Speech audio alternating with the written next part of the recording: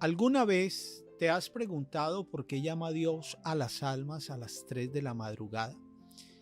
No sé si en algún momento te has hecho esta pregunta, te has sentado a meditarla. Pues yo quiero decirte que en este video vamos a aprender por qué pasa, para qué pasa y qué hacer en ese momento, porque creo que muchas personas lo han vivido, diariamente lo viven, o en algún momento te ha sucedido y no te has dado cuenta de dónde viene o por qué llegó a tu vida. ¿Esto es común? ¿Por qué sucede? ¿De dónde viene? ¿Hay algo sobrenatural en esto? ¿Qué debemos hacer?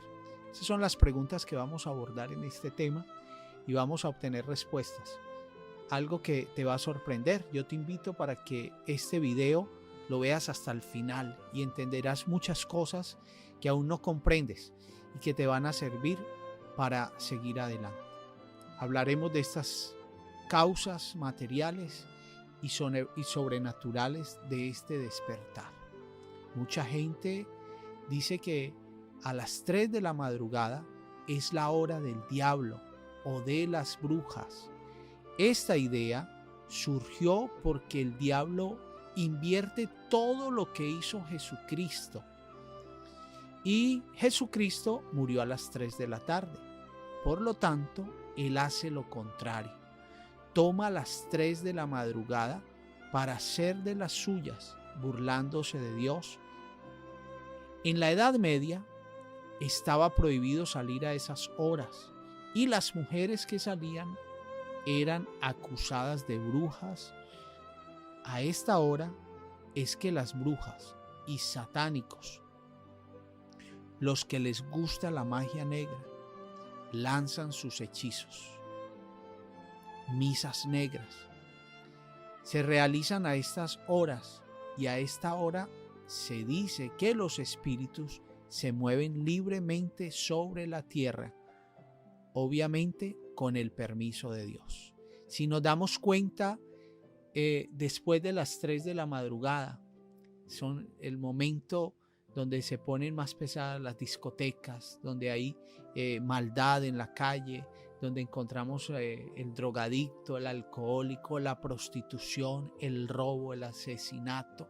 Es la hora donde el demonio se desprende a hacer de las suyas porque quiere hacerle la contraparte a Jesús.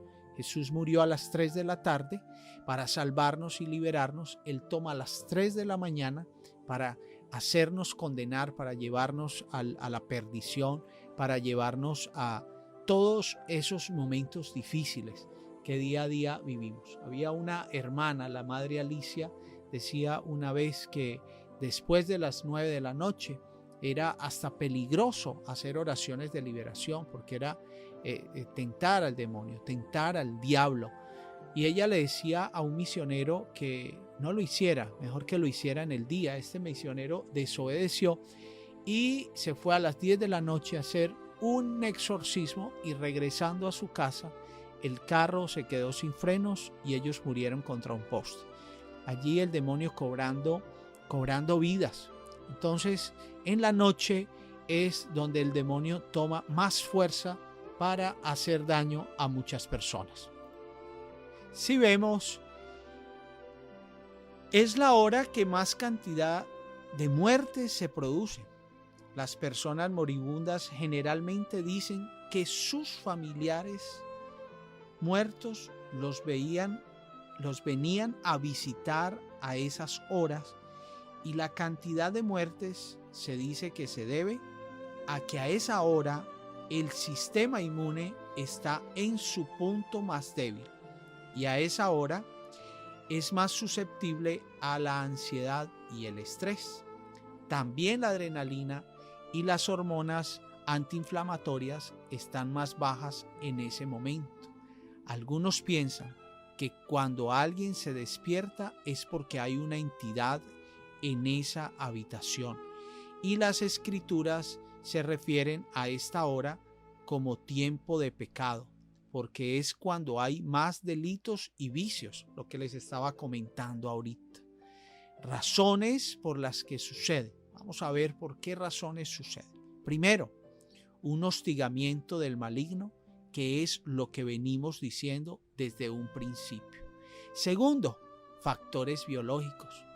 Puede haber un estrés o preocupación, cansancio físico o mental, o dependiendo a la hora que uno se acostó a dormir o lo que uno comió antes de acostarse, que nos mantenga con insomnio y no podamos conciliar el sueño. Todo esto puede pasar, así que no siempre se da por un llamado del maligno. Hay que hacer un buen discernimiento para entender por qué estamos despiertos a esa hora. También puede ser que si uno ve mucha televisión o cualquier dispositivo, esto nos quita el sueño. Sabemos que hay personas que duermen con el celular al lado de su almohada, duermen con el celular prendido, y los celulares emiten unas ondas las cuales no nos dejan dormir, las cuales nos quitan el sueño y no podemos descansar. Se escuchan muchos mitos o muchas cosas sobre las personas que usan el celular en el pecho, las mujeres que usan el celular en la cintura, dice que perjudica sus ovarios, el que usa en el pecho que perjudica el corazón. Entonces igual lo ponen al lado de sus cabeceras para dormir y también les perturba el sueño. Entonces por eso hay que hacer un buen discernimiento. Muchos han estudiado que anteriormente la gente estaba acostumbrada a dormir temprano y levantarse aproximadamente a estas horas y pasaban en vela un rato. Luego se acostaban nuevamente a dormir hasta levantarse en la mañana. Esto sucedía antes que aparecieran las bombillas en nuestras vidas. O sea, que el dormir 8 horas seguidas es una costumbre reciente. El Salmo 119 dice: en medio de la noche me levanto para alabarte por tu juicio justo. Oigan lo que nos dice el Salmo. Hermoso este texto. En medio de la noche me levanto para alabarte por tu juicio justo.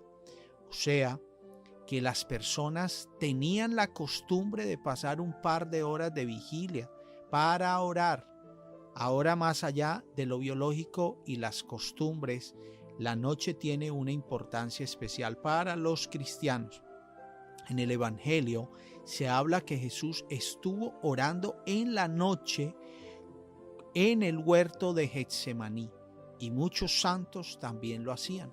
Pero aún así, la noche es un momento donde hay mucha ausencia de oración, y por tanto es cuando más se debe orar para la protección del lugar donde vivimos, porque los conventos y monasterios terminan de orar un poco menos de la 1 de la mañana y retornan la oración ya amaneciendo. Y como sabemos, ellos son los que mantienen al pueblo cristiano con sus oraciones.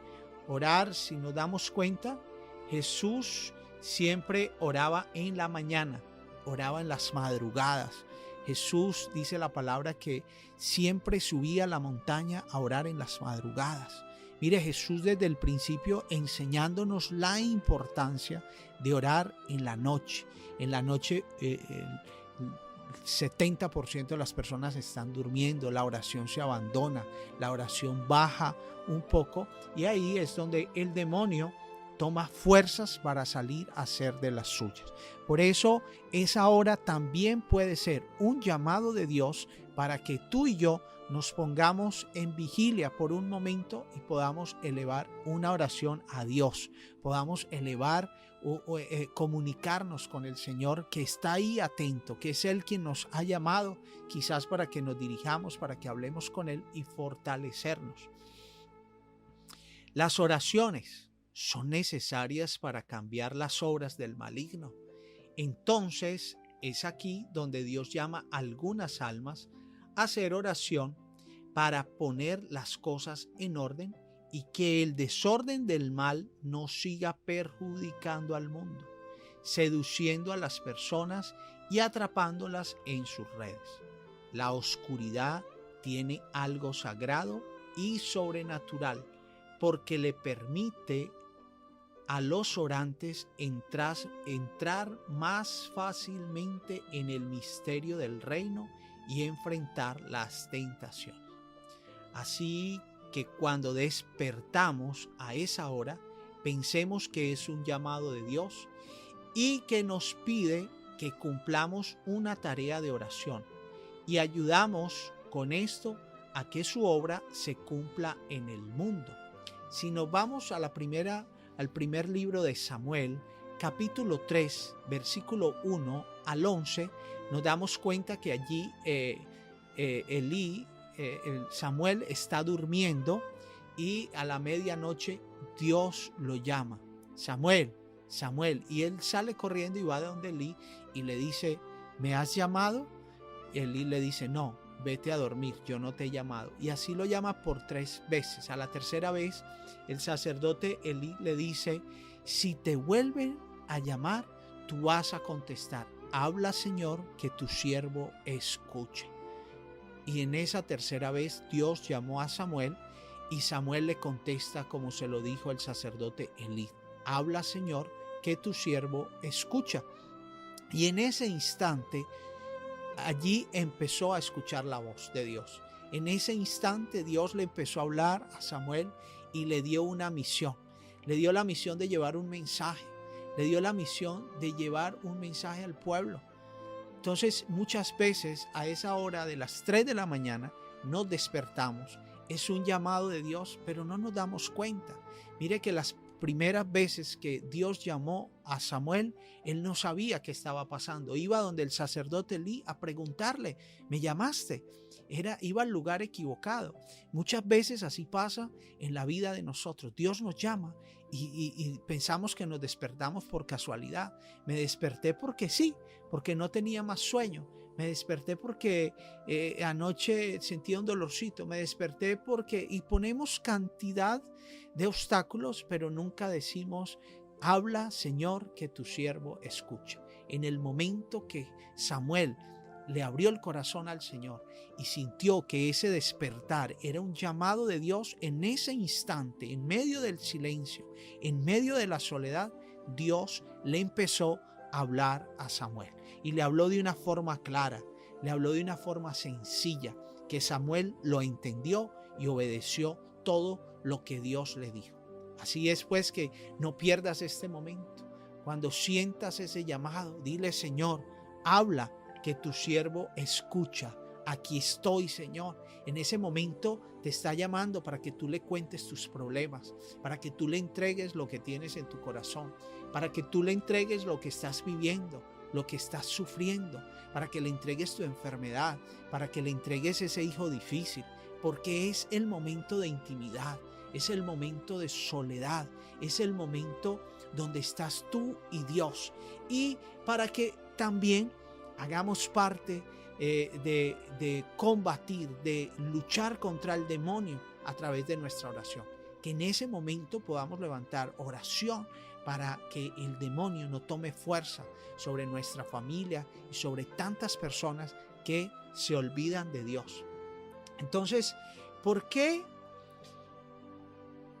intenciones debemos orar?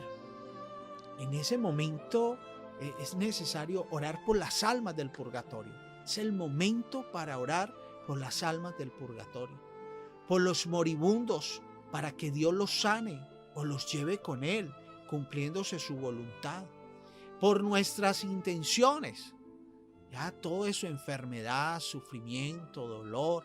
Mire qué importante, qué debemos de hacer en ese momento. Especialmente debemos orar por los pecadores. ¿De quién se apodera el demonio en ese momento? De los pecadores.